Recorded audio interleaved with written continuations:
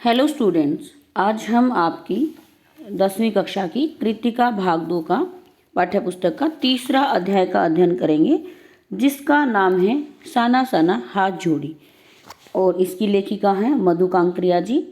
विद्यार्थियों, यह एक यात्रा वृत्तांत है। यात्रा वृत्तांत क्या होता है ये आपको पता होना चाहिए। यात्रा वृत्तांत जब कोई व्यक्ति किसी यात्रा पर जाता है और वहाँ के स्थान से संबंधित जहाँ पर भी वह यात्रा करता है या घूमता है, जब वहाँ के बारे में कुछ चीज़ें लिखता है, उसी को हम बोल देते हैं यात्रा वृत्तांत। ठीक है विद्यार्थियों, इस चीज़ का आपको याद रखना है। तो यात्रा वृत्तांत में आप समझ ही जाओगे कि साना साना हाथ जोड़ी में लेखिका अर्थात मधु कांकरिया कहीं ना कहीं घूमने के लिए गई होंगी और उसी शहर का वर्णन इन्होंने किया है। बेसिकली साना साना हाथ जोड़ी का अर्थ होता है छोटे छोटे हाथ जोड़कर ईश्वर से प्रार्थना करना। और क्या प्रार्थना करना कि हमारे अंदर की सभी बुराइयों को आप क्या कर दें, दूर कर दें और हमारे सभी कार्य क्या हो, मानव सेवा के लिए समर्पित हों। तो आइए विद्यार्थियों, इस पाठ को शुरू कर लेते हैं। मधु कांकरिया जी कहाँ पर गई हैं? बेसिकली सिक्किम में गई हैं। और सिक्किम में भी कहाँ पर गई है? सिक्किम में गैंगटोक एक जगह है, वहाँ पर जो है ये घूमने के लिए गई हैं। विद्यार्थियों, आप सभी जानते ही हैं सिक्किम जो है हिमालय पर्वत श्रेणी में ही पड़ता है। वहाँ पर हिमालय की अनेक रेंज हैं, अनेक वहाँ पर क्या है, पर्वत की चोटियाँ, हिमालय पर्वत की चोटियाँ हैं।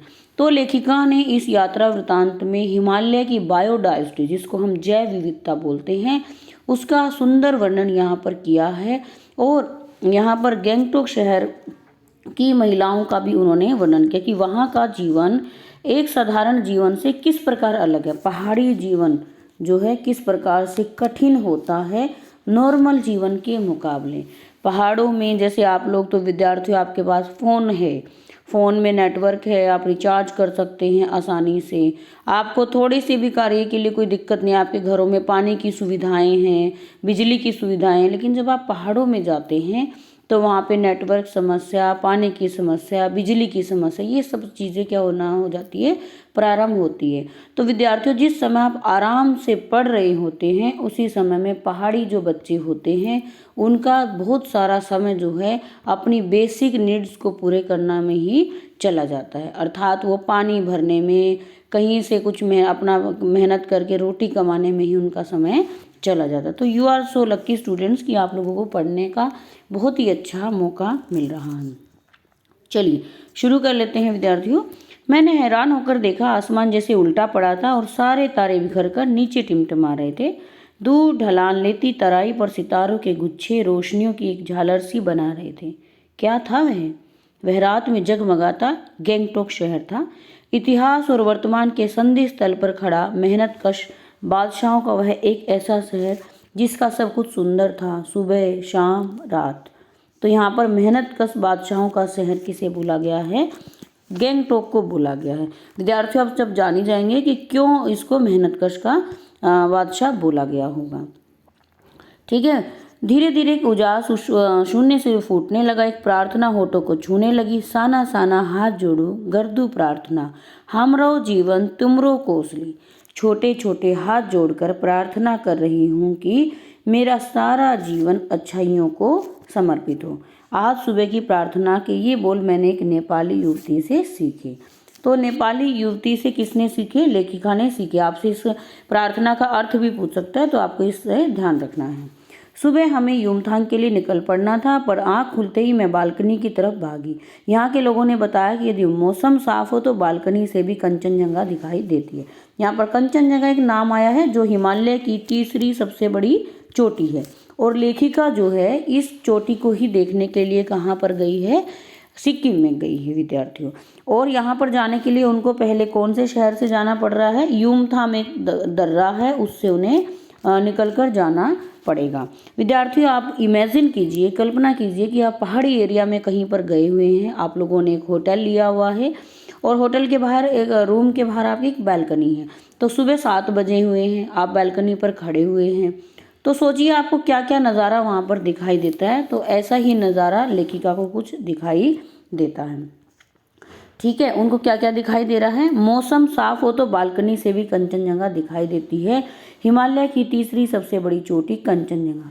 पर मौसम अच्छा होने के बावजूद भी हल्के हल्के बादलों से ढका था। पिछले वर्ष की ही तरह इस बार भी बादलों के कपाट ठाकुर जी के कपाट की तरह बंद रहे। कंचनजंगा ना दिखनी थी न दिखी, पर सामने ही रकम रकम के रंग बिरंगे इतने सारे फूल दिखाई पड़े कि लगा फूलों के बाग में आ गई हूँ। बहरहाल गैंगटोक से 149 किलोमीटर की दूरी पर था युमथांग। युमथांग यानी घाटियाँ। सारे रास्ते हिमालय की गहनतम घाटियाँ और फूलों से लदी वादियाँ मिलेंगी आपको। ड्राइवर कम गाइड, यहाँ पर एक आया है शब्द ड्राइवर कम गाइड, कि ड्राइवर के साथ साथ एक व्यक्ति गाइड। जब आप पहाड़ी एरिया में घूमने जाते हैं तो वहाँ पर एक गाइड होता है जो आपको उस एरिया से संबंधित अनेक बातें बताता है, आपको अच्छे से घुमाता है। ठीक है, लेकिन ये साथ साथ उसका नाम आया है जितेन नार्गे। तो लेखिका को विद्यार्थियों कौन घुमा रहा है? जितेन नार्गे, जो उनका गाइड भी है और ड्राइवर भी है। और वह क्या बता रहा है? क्या वहाँ बर्फ मिलेगी? मैं बचकाने उत्साह से पूछने लगती हूँ। चलिए तो जगह जगह गदराए पाइन और धूप के खूबसूरती नुकीले पेड़ों का जायजा लेते हुए हम पहाड़ी रास्तों पर आगे बढ़ने लगे कि एक जगह दिखाई दी एक कतार में लगी सफ़ेद सफ़ेद बौद्ध पताकाएं।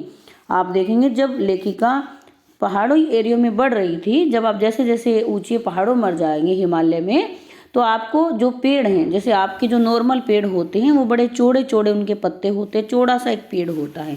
लेकिन जैसे जब हिमालय की ओर आप बढ़ते हैं तो पेड़ के पत्ते नुकीले होते चले जाते हैं। ठीक है, तो यहाँ पर लेखिका को देखिए सफ़ेद सफ़ेद बौद्ध पताकाएं। पताकाएं क्या होती है? एक तरीके के ध्वज, झंडे जिनको हम बोलते हैं। और ये सफ़ेद पताकाएं उनको किसका प्रतीक है? शांति और अहिंसा का प्रतीक है। और ये सफ़ेद पताकाएं विद्यार्थियों कब लगाई जाती है? जब किसी बुद्धिस्ट की मृत्यु हो जाती है तब 108 श्वेत पताकाएं फहरा दी जाती है। और ऐसा माना जाता है कि ये श्वेत पताकाएं उतारी नहीं जाती, समय के साथ ये स्वयं ही नष्ट हो जाती हैं। लेकिन एक विद्यार्थी इम्पोर्टेंट बात और है यहाँ पर, श्वेत के साथ साथ उन्हें रंगीन पताकाएं भी क्या हो जाती है? फहराई जाती हैं। रंगीन पताकाएं अब किस काम के लिए होती है? यहाँ से विद्यार्थी क्वेश्चन भी बनेगा, इस क्वेश्चन को आपको ध्यान से सुन लेना है। रंगीन पताकाएं कब लगाई जाती है? रंगीन पताकाएं जब किसी नए कार्य की शुरुआत करनी होती है तब वहाँ पर क्या होता है? रंगीन पताकाएं लगाई जाती हैं। ठीक है, और आप यहाँ पर देखेंगे कि जो नार्गे है, जो ड्राइवर था, उनकी जीप में एक फ़ोटो लगा था, जो कौन किस व्यक्ति का लगा था? दलाई लामा का। आप सभी जानते ही हैं कि सिक्किम में दलाई लामा और बौद्ध धर्म का अत्यंत महत्वपूर्ण मान्यता है, अत्यंत महत्वपूर्ण स्थान है। ठीक है विद्यार्थियों, चलिए एक जगह आती है बीच में कवि लोंगस्टोक। कवि लोंगस्टोक में गाइड फिल्म की शूटिंग हुई थी। और यहाँ पर जितेन नार्गे जो है लेखिका को क्या बताता है कि लेप्चा और भूटिया जनजाति में काफ़ी समय तक क्या रहता है? झगड़ा रहता है। और यहाँ पर कवि जो ये जगह है कवि लोंगस्टोक, यहाँ पर जो है यहीं पर उनका समझौता हुआ था और संधि पत्र पर भी हस्ताक्षर हुए थे। आगे जब आगे वो बढ़ती हैं तो उनको एक चक्र भी दिखाई देता है। तो इस चक्र के बारे में लेखिका जितेन नार्गे से पूछती है कि ये चक्र क्या है? तो जितेन नार्गे बताते हैं, मैडम यह धर्म चक्र है। जैसे विद्यार्थियों अपने भारत में क्या मान्यता है कि यदि आपको सारे पाप धोने हैं तो आप गंगा नहा लीजिए। तो हर देश में क्या होती है? धर्म से संबंधित अलग अलग मान्यताएं होती हैं। तो यहाँ पर क्या मान्यता है? एक धर्म चक्र की मान्यता है जो बौद्ध धर्म चक्र कहलाता है, जिसको प्रेयर व्हील भी बोला जाता है। और ऐसा माना जाता है कि इस प्रेयर व्हील को घुमाने से व्यक्ति के सारे पाप क्या हो जाते हैं? धुल जाते हैं। विद्यार्थियों, ये आपकी पाठ्य पुस्तक का 5वां क्वेश्चन भी है कि जितेन नार्गे ने ऐसा क्यों कहा कि आप कहीं भी चले जाइए, पहाड़ हो, मैदान हो, या तमाम वैज्ञानिक प्रगतियों के बावजूद भी देश की आत्मा कैसी होती है? एक जैसी होती है। लोगों की आस्थाएं, विश्वास, अंधविश्वास, पाप पुण्य की अवधारणाएं कैसी होती हैं? एक जैसी होती हैं। जिस प्रकार से भारत में कुछ मान्यताएं हैं उसी प्रकार से सिक्किम में भी कुछ मान्यताएं हैं। आगे आगे क्या है? वो बढ़ती चली जाती हैं लेखिका, और उनको रास्ते में स्वेटर बुनती नेपाली युवतियां भी दिखती हैं। और क्या दिखाई देती है? भारी भरकम पीठ पर जो है एक बोरा सा औरतें बांध रही होती हैं और साथ में काम भी कर रही होती हैं। ये भी उन्हें चित्र रास्ते में दिखाई देखने को मिलता है। और जैसे जैसे वो कंचनजंगा की ओर बढ़ती हैं तो कैसा होता है, जो हिमालय पर्वत होता है, पहले जो छोटा सा हिमालय पर्वत दिख रहा था अब वह विशालकाय मतलब बहुत बड़ा होने लगा था। अर्थात उनकी जो घाटियां हैं वो और भी गहरी होने लगी थी, यानी आसमान को चोटियां उनकी छू रही थी।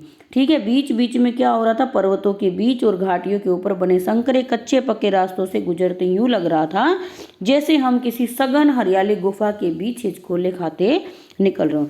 तो अर्थात कहने का मतलब क्या है, जब लेखिका कंचनजंगा की चढ़ाई कर रही थी तब क्या हो रहा था, जो रास्ते हैं और भी पतले पतले हो रहे थे और इन पतले पतले रास्तों में हरियाली इतनी ज़्यादा थी, ऐसा लग रहा था कि वो किसी गुफा के अंदर चले गए हों, लेकिन वो गुफा के अंदर नहीं गए थे विद्यार्थियों। ठीक है, अब यहाँ पर वो कैसे है, वो बिल्कुल शांत ऋषि की तरह हो जाती है लेखिका और सारी जो सुंदरता होती है हिमालय पर्वत की अपने अंदर छुपाना चाहती है। ठीक है विद्यार्थियों, आगे वो एक जगह पर और जाती है जिसको 7 सिस्टर वाटरफॉल भी कहा जाता है। इसका मतलब क्या होता है कि एक स्थान ऐसा आता है जहाँ पर 7 झरने इस प्रकार से लाइन से बह रहे होते हैं। ठीक है, और ये 7 बहते झरने, इनसे एकदम सफ़ेद पानी देखने को मिलता है, ऐसे लग रहे हैं बिल्कुल चमकते हुए। ठीक है, यहाँ पर क्या कर रहे हैं, सभी सैलानी जो लोग घूमने के लिए आए हुए हैं इस 7 सिस्टर वाटरफॉल की क्या कर रहे हैं, वो खूबसूरत खूबसूरत पिक्चर ले रहे हैं, फोटोज ले रहे हैं। लेकिन लेखिका फोटो नहीं ले रही है, लेखिका उस सुंदरता को अपनी आंखों में समा रही है। ऐसा लग रहा है कि वह बिल्कुल हल्की सी हो गई है। हल्की सी मतलब जब व्यक्ति फ्रेश फील करता है अपने आप को, जब वो सारी दुनिया को भूल कर ध्यान लगा लेता है, इस प्रकार से वह महसूस कर रही है कि किस प्रकार से वह इस अनूठे पल को अपने अंदर छिपा ले। उसे ऐसा लगता है यहाँ पर घूम कर कि उसकी सारी जो बुरी भावनाएं थी वो क्या हो गई हैं, इस झरने में ही बह गई हैं। ठीक है विद्यार्थियों, आपने देखा होगा जब आप वाटरफॉल के नीचे नहाएंगे तब ऐसा लगेगा आपको कि आप सब कुछ भूल गए हैं, क्योंकि वाटरफॉल के नीचे जब पानी आता है तो वो बहुत तेजी से आता है। विद्यार्थियों, आप भी अपने आसपास घूम सकते हैं। ठीक है भाई, तो ये आपने सुंदरता का वर्णन आपसे पूछ सकता है विद्यार्थियों। ओके, तो इस पाठ में जो जो महत्वपूर्ण चीज़ें हैं यहाँ पर आपसे प्रश्न पूछेगा लेखक कि क्या प्रश्न पूछ सकता है कि हिमालय पर्वत की सुंदरता का वर्णन कीजिए जो लेखिका ने इस पाठ में किया है। यहाँ पर एक इम्पोर्टेंट बात आती है कि पलामू और गुमला के जंगलों में देखा था पीठ पर बच्चे को कपड़े से बांधकर पत्तों की तलाश में वन वन डोलती आदिवासी युवतियाँ। उनको रास्ते में आदिवासी युवतियाँ भी मिलती हैं जो क्या कर रही थी, उन्होंने अपने बच्चों को अपनी पीठ पर बांध रखा था और साथ ही साथ वो कुछ जंगलों में खोज रही थी। तो वो उनके लिए बड़ा ही मैं ये बोलूँ कि बहुत ही इमोशनल पल था, उनके लिए बड़ा ही अनुभव वाला पल था, क्योंकि उनको लग रहा था कि महिलाएं बच्चों का पालन पोषण भी एक साथ कर रही हैं और साथ में वो काम भी कर रही है। तो कितना मुश्किल है यह कार्य। तो इन पत्थर तोड़ती, और रास्ते में महिलाएं पत्थर भी तोड़ रही हैं, इन पत्थर तोड़ती पहाड़ियों के हाथ में पड़े ढाडे एक ही कहानी कह रहे थे कि आम जिंदगियों की कहानी हर जगह एक सी ही है कि सारी मलाई एक तरफ और सारे आंसू अभाव यातना और वंचना एक तरफ। कि जो ये महिलाएं पत्थर तोड़ रही थी इनके हाथों में इतने बड़े बड़े छाले हो गए थे कि उससे लग रहा था कि उनका जीवन कितना ही कठिन है। ठीक है विद्यार्थियों, तो इस प्रकार से लेखिका जो है अनेक प्रकार से इनका वर्णन करती है। तो आइए मैं आपको एक पीपीटी भी दिखा देती हूँ। यहाँ पर ये जो है लेखिका कहाँ पर ठहरती है, लायुंग में ठहरती हैं। युमथांग पहुँचने के लिए हमें रात भर लायुंग में पड़ाव लेना था। गगनचुंबी पहाड़ों के तल में सांस लेती एक नन्ही सी शांत बस्ती लायुंग। सारी दौड़ धूप से दूर जिंदगी जहाँ निश्चिंत हो रहा था। ठीक है बच्चों, तीस्ता नदी, यहाँ पर तीस्ता नदी भी बहती है सिक्किम में, और जैसे जैसे वो हिमालय पर्वत की ओर जाती रहती हैं तो तीस्ता नदी भी ऐसा लगता है उनके साथ ही चल रही होती हैं। तो ये क्या करते हैं, लायुंग में जब ये ठहरते हैं तो एक छोटे से घर में ठहरते हैं और वहीं तीस्ता नदी भी बह रही होती है। तो उसके किनारे पर बैठकर ही लेखिका हाथ मुंह धोती है, और जब वह हाथ मुंह धोती है तो नदी के किनारे इतनी अच्छी हवा चल रही होती है, मध्य मतलब धीमे धीमे हवा चल रही है। ठीक है, गहरे बादलों की परत ने चांद को ढक रखा था, बाहर परिंदे और लोग अपने घरों को लौट रहे थे। इस प्रकार से आप देखेंगे वहाँ की शाम का वर्णन लेखिका ने इस यहाँ पर किया हुआ है। ठीक है भाई, तो यहाँ पर लायुंग में वो ठहरते हैं, फिर लायुंग से आगे फिर से बढ़ते हैं। हिमालय ने काला कंबल ओढ़ लिया। जितेन ने लकड़ी के बने खिलौने से छोटे से गेस्ट हाउस में गाने की तेज धुन पर जब अपने संगी साथियों के साथ नाचना शुरू किया तो देखते देखते एक आदिम रात्रि की महक से परियों की कहानी सी मोहक वह महक उठी। तो यहाँ पर जितेंद्र नारगे जी जब गेस्ट हाउस में डांस करते हैं वहाँ का वर्णन लेखिका ने किया हुआ है। और लायुंग में ही उनकी सुबह होती है। ठीक है भाई, तीस्ता नदी की का भी साथ साथ लेखिका क्या कर रही है, वर्णन कर रही है। अब लेखिका बता रही है कि वह अपनी ऊंचाई से 14,000 फीट की ऊंचाई पर पहुंच जाती है। और जब वह इतनी ऊंचाई पर पहुंच जाती है तो उसको जब वह पहाड़ों से नीचे की ओर देखती है तो बहुत ही घर कैसे दिखते हैं, एकदम छोटे छोटे से दिखाई देने लगते हैं। ठीक है, और वहाँ पर आप ये सोचिए हिमालय की एकदम ऊंची चोटी पर लेखिका जा चुकी है तो वहाँ पूरी चोटी बर्फ से ढकी हुई होगी। और वहाँ पर प्रदूषण, वहीं पर घूमते एक सिक्किमी युवक ने मुझे बताया कि प्रदूषण के चलते स्नोफॉल लगातार क्या हो गई है, कम हो गई है। कि पहले जो ये हिमालय की चोटियाँ थी वो बर्फ़ से बहुत ज़्यादा ढकी जाती थी, लेकिन धीरे धीरे क्या हो गया, पोल्यूशन फैलने की वजह से बर्फ़ पड़ना कम हो गई। और यहीं पर एक जगह आती है कटाव। कटाव में जब वो जाती हैं तो वहाँ देखते हैं कि वहाँ खूब सारा बर्फ़ पड़ा हुआ है, ठंडी ठंडी हवाएं चल रही है। उसको भारत का स्विट्ज़रलैंड भी कहा जाता है। स्विट्ज़रलैंड से उसकी तुलना की गई है क्योंकि स्विट्ज़रलैंड की तरह ही यह स्थान दिखाई देता है। और लेखिका यहाँ ये बोलती है कि कटाव में उसको एक भी दुकान देखने को नहीं मिलती, बाजार देखने को नहीं मिलता है, जिसके कारण लेखिका उसको वरदान कह देती है। ये क्वेश्चन भी क्वेश्चन नंबर 6 या 7 होगा, आप देख लीजिएगा, इम्पोर्टेंट है। लेखिका ने उसे वरदान क्यों कहा है, क्योंकि यदि कटाव में भी बाजार खुल जाता, दुकानें खुल जाती थी, लोगों का आना जाना वहाँ बढ़ जाता, जिसके कारण से प्रदूषण वहाँ पर फैल जाता और कटाव की जो सुंदरता है वो धीरे धीरे क्या हो जाती, कम हो जाती। ठीक है विद्यार्थियों, तो आप यहाँ पर ये सब चीज़ें देख सकते हैं। कटाव को आपको याद रखना है। आई थिंक मैंने जो है काफ़ी कुछ इसमें क्लियर कर दिया होगा। यूमथांग एक जगह आई है, कविलोंग एक जगह आई है, उसके बाद जो है इम्पोर्टेंट मैंने आपको बताया, जो मैंने आपको इसमें प्रश्न भी है देखेंगे। कटाव को भी आपको याद रखना। यात्रा वृत्तांत का मैंने आपको बता ही दिया है किस प्रकार से यात्रा वृत्तांत लिखा जाता है। चलिए एक हम जो है आपकी इसकी पीपीटी भी देख लेते हैं। पीपीटी से विद्यार्थियों आपको चीज़ें थोड़ा सा और अच्छे से क्लियर हो जाएगी। थोड़ा सा यूमथांग देख लेते हैं। आइए विद्यार्थियों हम पीपीटी देख लेते हैं। ये हैं लेखिका मधु कांकरिया जी, जिन्होंने इस पाठ को लिखा हुआ है। इनके बारे में थोड़ा सा बताया गया है।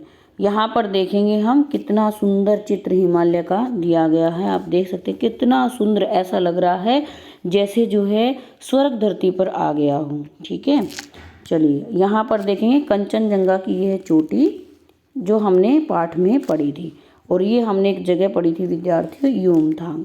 यहाँ से ही, इस यूमथांग से ही होकर लेखिका कहाँ पहुँचती है, इस कंचनजंगा की चोटी पर पहुँच जाती हैं। ठीक है, यूमथांग को फूलों की घाटी भी कहा जाता है। और विद्यार्थियों ये है वो